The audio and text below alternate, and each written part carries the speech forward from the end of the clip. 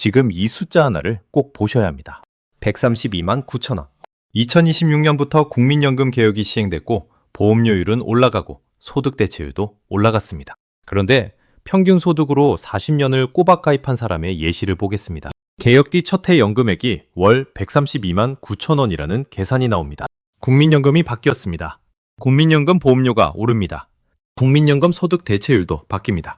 그런데 정작 은퇴를 앞둔 분들이 가장 먼저 물어야 할 질문은 이것입니다. 그래서 내 통장에는 한 달에 얼마가 들어오느냐? 그리고 그 돈으로 관리비, 병원비, 식비, 통신비, 경조사비까지 버틸 수 있느냐? 많은 분들이 연금개혁이라는 말을 들으면 이렇게 생각하십니다. 나라에서 알아서 고쳤겠지. 이제 조금은 안정되겠지.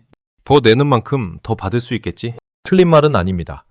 하지만 충분한 말도 아닙니다. 이번 개혁은 18년 만에 변화입니다. 보험료율은 9%에서 13%까지 단계적으로 올라갑니다. 소득 대체율은 43%로 고정됩니다. 국가가 지급을 보장한다는 문구도 더 분명해졌습니다. 그런데 여기서 멈추면 안 됩니다. 이번 개혁은 국민연금이 사라진다는 이야기가 아닙니다. 반대로 국민연금이 앞으로도 중요하다는 이야기입니다. 하지만 동시에 경고이기도 합니다. 국민연금 하나만 믿고 노후를 맞이하면 생활비가 비는 시간이 올 수 있다는 경고입니다. 왜 이런 일이 벌어졌을까요? 왜 18년 만에 개혁을 했는데도 은퇴자와 예비은퇴자는 여전히 불안해야 할까요? 왜 보험료는 오르는데 내 노후는 아직 충분해 보이지 않을까요? 오늘은 그 이유를 숫자와 생활 장면으로 풀어보겠습니다. 겁을 들이려는 이야기가 아닙니다. 오히려 반대입니다. 지금 확인하면 피할 수 있습니다. 준비한 분들은 이미 방향을 바꾸고 있습니다. 먼저 김영수 씨 이야기를 들어보겠습니다. 김영수 씨는 58살입니다. 경기도 외곽에서 작은 식당을 운영했습니다. 예전에는 점심 장사가 꽤 괜찮았습니다. 근처 공장 직원들이 단체로 오고 동네 어르신들도 자주 들렀습니다. 그런데 몇 년 사이에 상황이 달라졌습니다. 재료비는 올랐고 전기요금도 올랐고 손님은 줄었습니다. 김영수 씨는 자영업자라 국민연금 지역가입자입니다. 직장인처럼 회사가 절반을 내주는 구조가 아닙니다. 본인이 전액을 부담합니다. 김영수 씨가 고지서를 볼 때마다 느끼는 압박은 단순히 몇천 원, 몇만 원의 문제가 아닙니다. 장사가 잘 될 때는 낼 수 있습니다. 하지만 매출이 흔들릴 때는 국민연금 고지서도 건강보험료도 임대료도 한꺼번에 무겁게 느껴집니다. 이번 개혁으로 보험료율은 2026년부터 매년 0.5%포인트씩 오릅니다. 2026년에는 9.5%가 되고 2033년에는 13%가 됩니다. 평균 소득 309만 원을 기준으로 보겠습니다. 지역가입자는 2025년에 월 27만 8천 원 정도를 냈습니다. 2026년에는 월 29만 3천 원 정도로 올라갑니다. 한 달에 약 15,000원이 늘어나는 셈입니다. 직장 가입자는 회사가 절반을 부담합니다. 그래서 같은 예시에서 본인 부담 증가분은 월 7,500원 정도입니다. 하지만 김영수 씨 같은 지역 가입자는 그 인상분을 전부 본인이 떠왔습니다. 여기서 중요한 것은 금액이 크다 작다의 문제가 아닙니다. 소득이 안정적인 사람에게 15,000원은 커피 몇 잔 줄이면 되는 돈일 수 있습니다. 그러나 장사가 흔들리는 사람에게 15,000원은 다릅니다. 하루 식재료비일 수 있습니다. 병원 약값일 수 있습니다. 손님이 없는 날에 숨 막히는 고정비일 수도 있습니다. 국민연금 개혁은 숫자로 보면 간단합니다. 9%에서 13%, 41.5%에서 43%. 하지만 삶으로 보면 다릅니다. 누군가에게는 월급 명세서의 작은 변화이고 누군가에게는 장사 통장의 직접적인 압박입니다. 이제 박정희 씨 이야기를 보겠습니다. 박정희 씨는 62살입니다. 대전에서 오래 직장 생활을 했습니다. 퇴직을 앞두고 있고 집은 아직 대출이 조금 남아 있습니다. 자녀들은 독립했지만 결혼과 주거 문제로 가끔 목돈이 필요합니다. 박정희 씨는 국민연금 개혁 뉴스를 보고 처음에는 안심했습니다. 소득 대체율이 43%로 올라간다고 들었기 때문입니다. 박정희 씨는 이렇게 생각했습니다. 그래도 이제는 연금을 조금 더 받겠구나. 그런데 예상연금액을 조회해보고 생각이 달라졌습니다. 소득 대체율이라는 말은 은퇴 전 소득에 비해 연금이 어느 정도를 대신해주는지 보는 숫자입니다. 하지만 모든 사람이 자기 월급의 43%를 그대로 받는다는 뜻은 아닙니다. 가입 기간이 중요하고 가입 중 소득도 중요하고 제도가 적용되는 기간도 중요합니다. 이번에 43%로 올라가는 소득 대체율은 2026년 1월 1일 이후 가입 기간에 적용됩니다. 이미 국민연금을 받고 있는 분들에게 소급해서 적용되는 것이 아닙니다. 2025년 말까지의 가입 기간에는 종전 규정이 적용됩니다. 그러니까 박정희 씨처럼 은퇴가 가까운 분은 이렇게 봐야 합니다. 내가 지금까지 쌓아온 가입 기간 전체가 새 소득 대체율로 바뀌는 것이 아닙니다. 앞으로 남은 가입 기간에 새 규정이 적용되는 부분이 생기는 것입니다. 이 차이를 모르면 기대가 너무 커집니다. 기대가 너무 크면 은퇴 뒤 생활비 계획이 틀어집니다. 연금은 심리로 받는 돈이 아닙니다. 통장에 찍히는 돈입니다. 정부와 국민연금공단의 예시를 보겠습니다. 평균 소득 309만 원인 사람이 40년을 가입합니다. 그리고 25년 동안 연금을 받는다고 가정합니다. 이때 개혁 전 첫 해 연금액은 월 123만 7천 원 정도였습니다. 개혁 뒤에는 월 132만 9천 원 정도로 늘어납니다. 이것은 분명한 사실입니다. 하지만 월 증가액은 약 9만 2천 원입니다. 9만 2천 원은 소중한 돈입니다. 하지만 은퇴 뒤 생활비 전체를 바꿔줄 만큼 큰 돈은 아닐 수 있습니다. 요즘 병원 한번 다녀오고 약을 타고 장을 보고 관리비를 내면 금방 사라지는 돈입니다. 여기서 많은 분들이 놓치는 부분이 있습니다. 국민연금은 노후의 바닥을 받쳐주는 제도입니다. 그런데 바닥만 있다고 집이 완성되는 것은 아닙니다. 바닥 위에 벽도 있어야 하고 지붕도 있어야 합니다. 그 벽과 지붕이 바로 퇴직연금과 개인연금입니다. 이순자 씨 이야기도 보겠습니다. 이순자 씨는 68살입니다. 부산에서 살고 있고 남편과 사별한 뒤 혼자 지냅니다. 이미 국민연금을 받고 있습니다.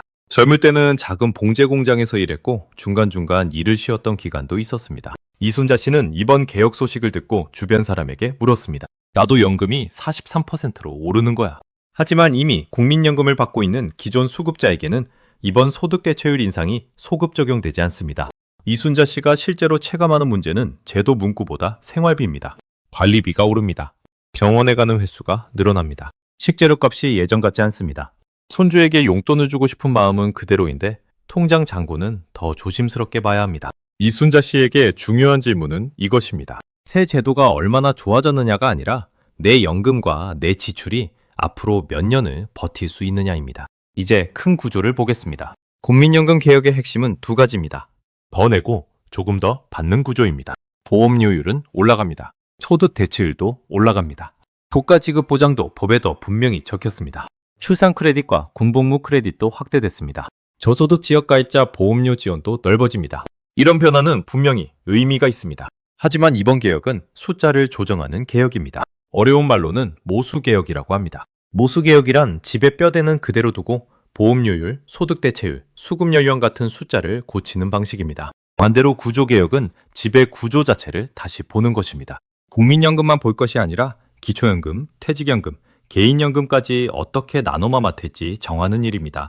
이번 개혁은 필요한 변화였지만 노후 전체를 완성하는 변화는 아닙니다. 여기서 중반에 가장 중요한 숫자를 보겠습니다. 평균 소득 309만 원인 사람이 40년을 가입합니다. 그리고 25년 동안 연금을 받는다고 가정합니다. 그러면 개혁 전보다 총보험료는 약 5,414만 원 늘어납니다. 그런데 같은 가정에서 총 연금액은 약 2,169만 원 늘어납니다. 쉽게 말하면 이렇습니다. 더 내는 돈의 증가폭이 더 받는 돈의 증가폭보다 큽니다.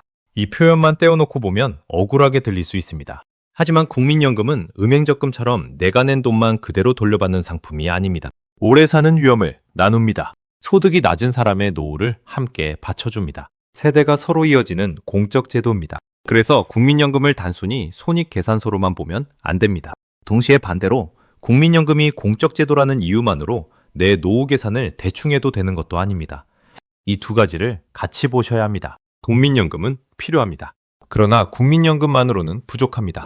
봉식예 씨의 첫 해 연금액이 월 132만 9천 원이라는 숫자는 바로 이 현실을 보여줍니다. 이 돈이 없으면 큰일입니다. 하지만 이 돈만으로 충분하다고 말하기도 어렵습니다. 박정희 씨가 예상연금액을 보고 처음 한 일은 생활비를 다시 적는 것이었습니다. 관리비, 전기요금, 도시가스, 휴대전화, 실손보험, 병원비, 약값, 식비, 교통비, 경조사비, 명절비, 집수리비 적어보니 국민연금만으로는 매달 부족했습니다. 퇴직금이 있으니 괜찮다고 생각했지만 퇴직금은 한번 꺼냈으면 다시 차오르지 않습니다.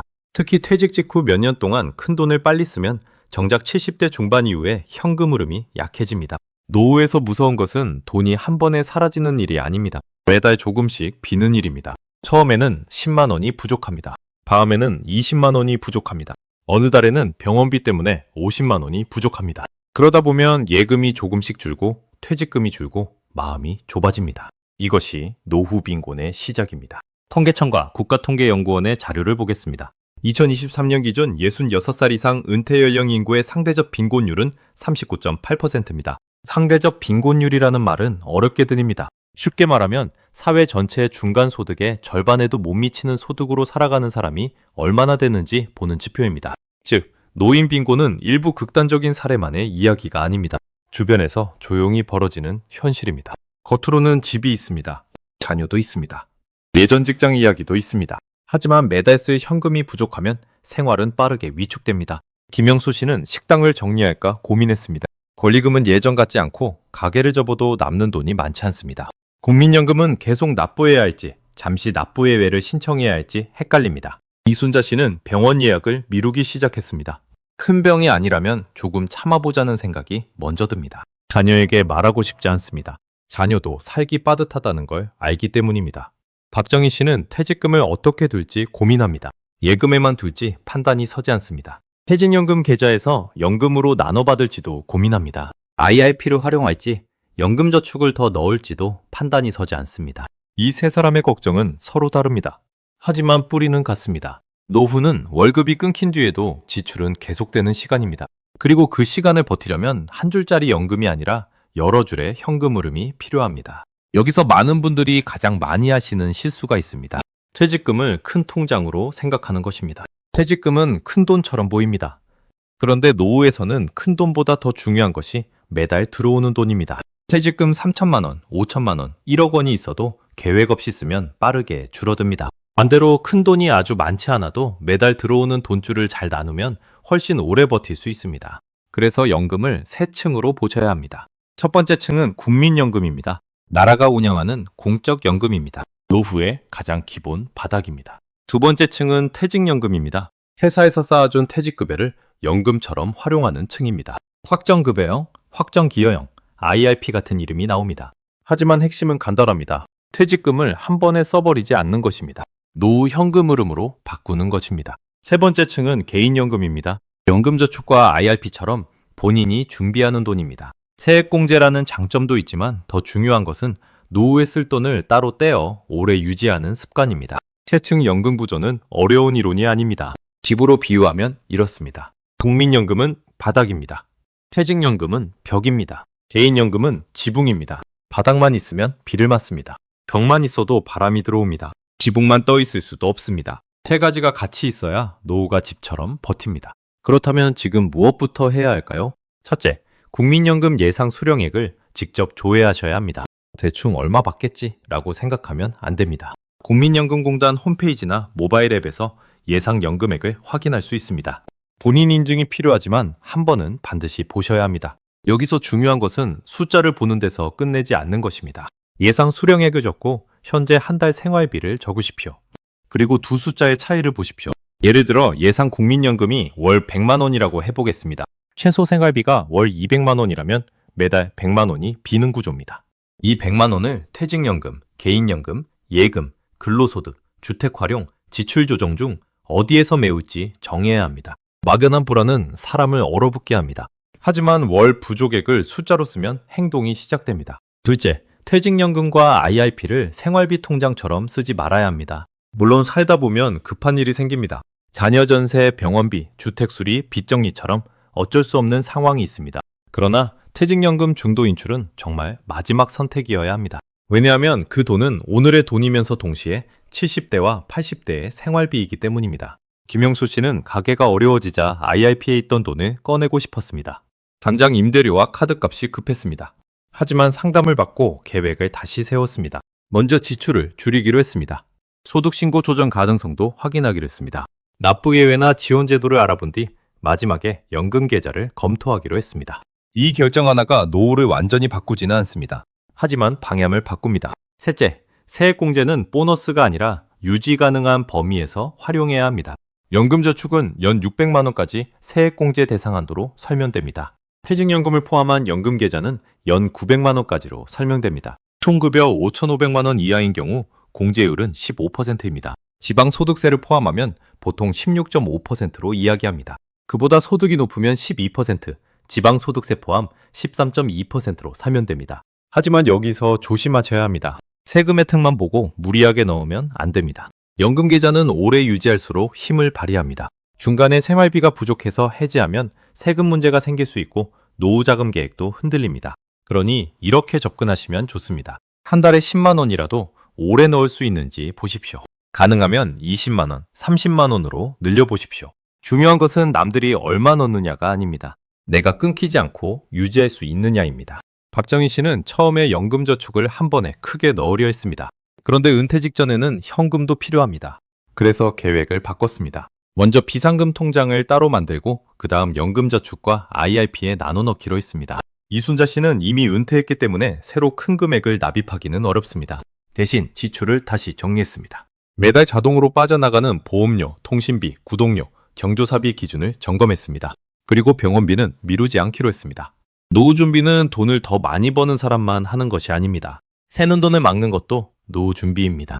받을 돈을 정확히 확인하는 것도 노후 준비입니다. 자녀에게 줄 돈과 내가 살아갈 돈을 구분하는 것도 노후 준비입니다. 이제 다시 국민연금 개혁으로 돌아가 보겠습니다. 이번 개혁으로 기금 소진 시점은 늦춰질 것으로 전망됩니다. 기존 전망에서는 2056년 소진이 이야기됐습니다. 보험료율과 소득 대체율 조정만 반영하면 2064년까지 늦춰질 수 있다는 설명이 나왔습니다. 여기에 기금 수익률을 1%포인트 높이는 가정까지 더합니다. 그러면 2071년까지 연장될 수 있다는 설명이 나왔습니다. 여기서 꼭 기억하셔야 할 말은 전망과 가정입니다. 2071년은 확정된 미래가 아닙니다. 기금 수익률을 높인다는 가정이 붙어 있습니다. 투자 수익률은 늘 변합니다. 경제 상황도 변합니다. 출산율, 고령화, 임금, 고용 상황도 모두 영향을 줍니다. 그래서 연금 개혁은 한 번으로 끝나는 문제가 아닙니다. 이번 개혁은 시작에 가깝습니다. KDI 같은 연구기관에서는 구조개혁을 강조했습니다. 현행 틀만 유지하면 미래 세대 부담이 너무 커질 수 있다고 지적했습니다. 기금이 소진된 뒤에도 약속된 연금을 지급해야 합니다. 그럴 경우 보험료율이 35% 수준까지 필요할 수 있다는 설명도 있었습니다. 이 숫자는 현재 확정된 보험료율이 아닙니다. 당장 여러분에게 35%를 내라는 뜻도 아닙니다.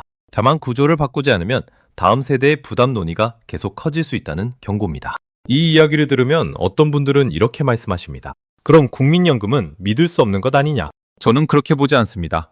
국민연금은 여전히 가장 중요한 노후소득의 한 축입니다. 물가와 경제가 흔들려도 평생 매달 지급되는 공적연금의 의미는 큽니다. 특히 오래 사는 시대에는 예금보다 더 중요한 것이 끊기지 않는 현금 흐름입니다. 다만 국민연금을 믿는다는 말과 국민연금만 믿는다는 말은 다릅니다. 국민연금은 믿되 국민연금 하나에 노후 전체를 맡기지는 말아야 합니다. 이것이 오늘 이야기의 핵심입니다. 연금을 받을 나이가 가까운 분들은 특히 수령 시기를 생각해야 합니다. 노령연금 지급 개시 연령은 출생연도에 따라 다릅니다. 1961년부터 1964년생은 63살이 기준입니다. 1965년부터 1968년생은 64살입니다. 1969년 이후 출생자는 65살이 기준입니다. 조기 수령도 있고 연기 수령도 있습니다. 조기 수령은 먼저 받는 대신 금액이 줄어드는 선택입니다.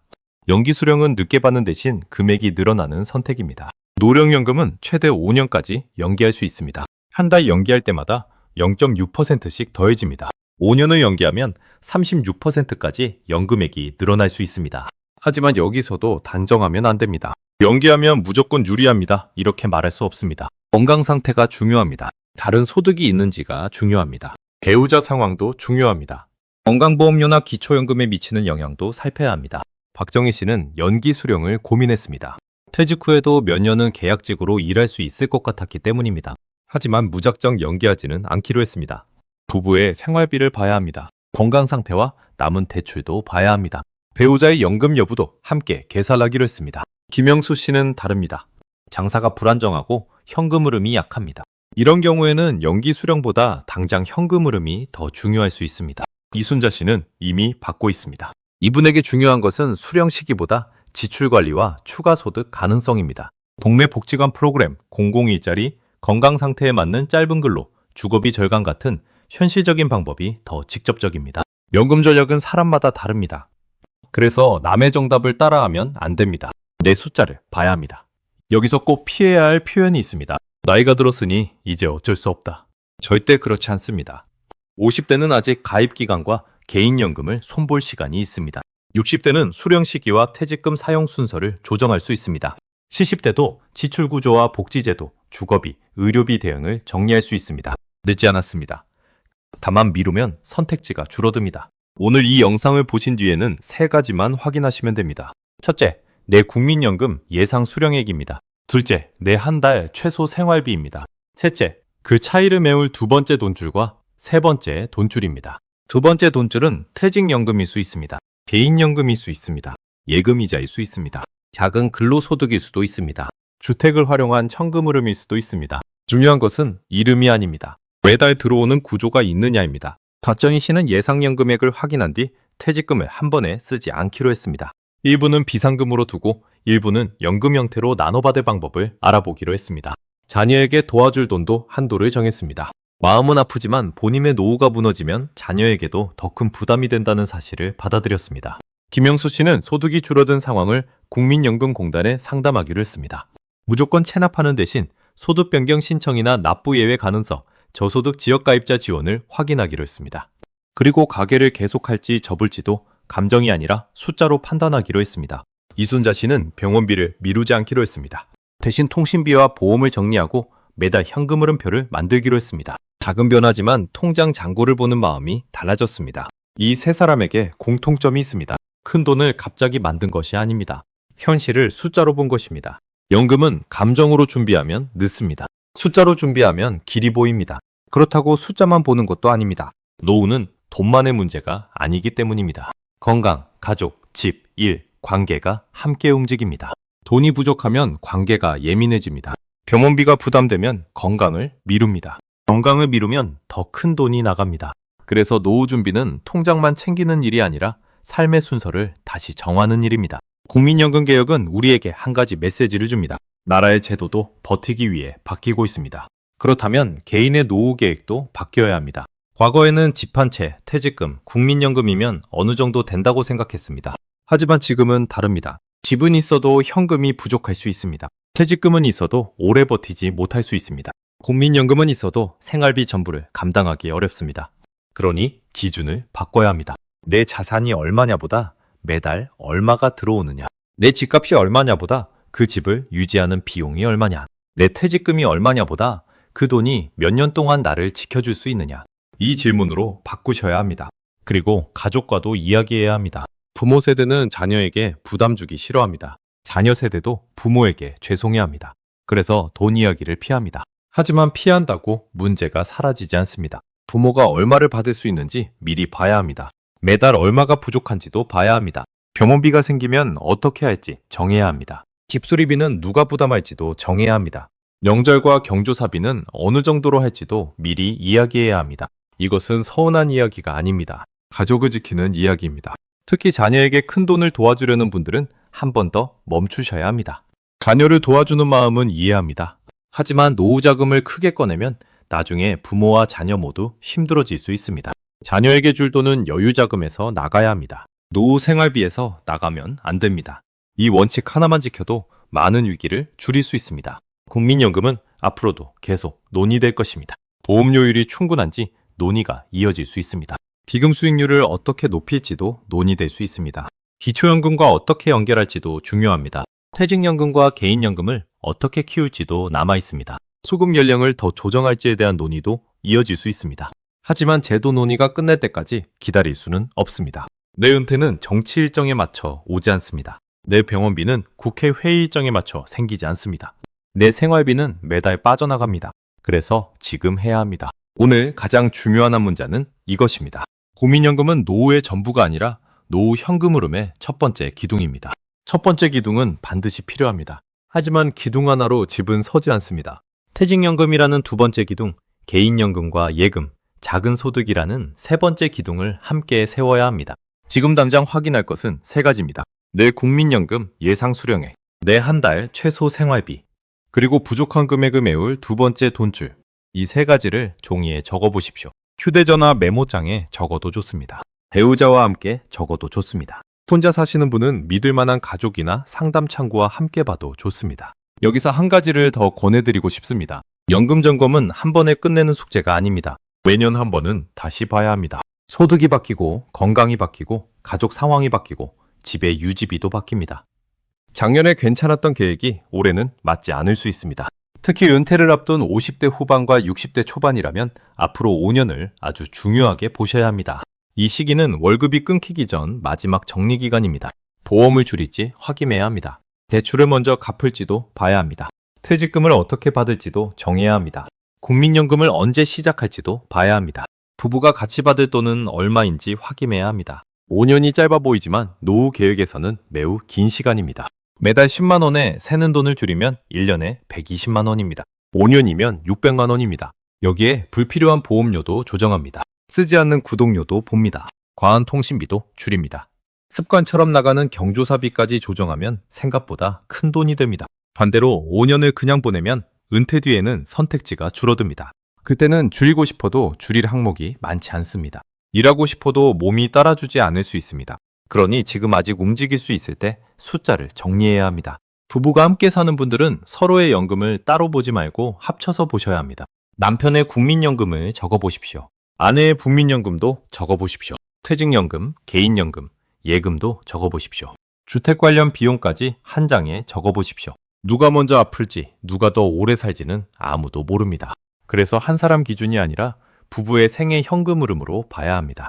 혼자 사시는 분들은 더 단순하고 더 냉정하게 보셔야 합니다. 아플 때 도와줄 사람이 있는지 확인해야 합니다. 병원에 같이 갈 사람도 필요합니다. 갑자기 큰 돈이 필요할 때 연락할 사람도 정해두어야 합니다. 통장과 보험 정보를 알고 있는 사람이 있는지도 확인해야 합니다. 돈의 문제처럼 보이지만 실제 위기는 돈과 돌봄이 함께 올 때 커집니다. 그리고 절대 부끄러워하지 마십시오. 예상 연금액이 적다고 부끄러운 일이 아닙니다. 가입 기간이 짧다고 잘못 산 것도 아닙니다. 우리 세대는 지금과 다른 노동 환경을 지나왔습니다. 회사를 오래 다니지 못한 분도 있고 가족 돌봄 때문에 일을 쉰 분도 있고 자영업으로 버틴 분도 있습니다. 중요한 것은 지난 시간을 탓하는 것이 아닙니다. 지금 남은 선택지를 확인하는 것입니다. 처음에는 불편할 수 있습니다. 하지만 숫자를 마주보는 순간 막연한 불안은 계획으로 바뀝니다. 김영수 씨는 국민연금 고지서를 두려워만 하지 않기로 했습니다. 박정희 씨는 퇴직금을 지키는 방향으로 마음을 바꿨습니다. 이순자 씨는 지출을 줄이되 병원을 미루지 않기로 했습니다. 이것이 희망입니다. 큰 돈을 갑자기 벌어야만 희망이 생기는 것이 아닙니다. 내 상황을 정확히 알고 새는 돈을 막고 받을 돈을 확인하고 남은 돈의 순서를 정하면 희망은 생깁니다. 이번 연금 개혁은 우리에게 불편한 질문을 던졌습니다. 더 내고 조금 더 받는 시대에 나는 무엇을 더 준비할 것인가? 이 질문을 피하지 않는 분들은 달라질 수 있습니다. 오늘 영상을 보신 뒤 국민연금 예상 수령액을 확인해 보셨다면 댓글에 확인했다고만 남겨주셔도 좋습니다. 아직 확인 전이라면 오늘 밤에라도 꼭 한번 조회해 보십시오. 다음 영상에서는 퇴직금을 한 번에 받을 때를 보겠습니다. 그리고 연금으로 나눠 받을 때도 보겠습니다. 세금과 생활비 흐름이 어떻게 달라지는지 쉽게 풀어보겠습니다. 연금은 멀리 있는 제도가 아닙니다. 매달 내 통장으로 들어오는 생활비입니다. 그리고 노후 준비는 늦었다고 포기하는 일이 아니라 지금 남은 선택지를 차분히 정리하는 일입니다.